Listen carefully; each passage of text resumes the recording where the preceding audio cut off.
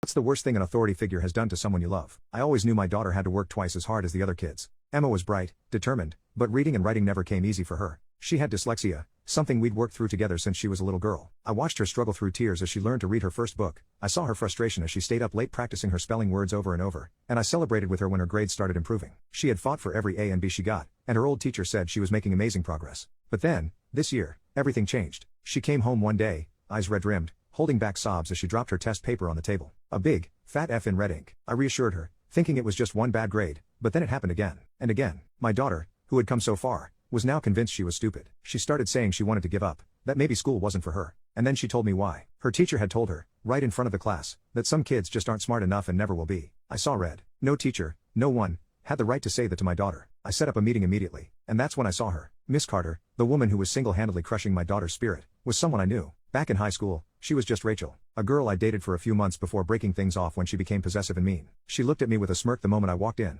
and I knew something was off. When I asked about Emma's grades, she didn't even pretend to be professional. She said my daughter was paying for my mistakes. I started recording on my phone from underneath the table and asked her the real reason as to why my daughter was getting such bad grades. She went off on a tangent, asking why I broke up with her, and that I broke her heart all those years ago. I needed her to say it, so I asked, "Are you really giving my daughter F's on all her assignments just to get back at me for dumping you?" She saw red and said it was, and it was well deserved. That's when I pulled my phone from my pocket and hit the stop button on the video. Her face paled. I walked straight out of that meeting and into the principal's office, demanding she be fired immediately. When the school board heard the recording, there was no saving her. She lost her job, and my daughter was transferred to another class. Emma is thriving again. Last week, she got an A on an essay. I framed it. And as for Miss Carter, well, I heard she had to move out of town after word got out. Guess she finally learned actions have consequences.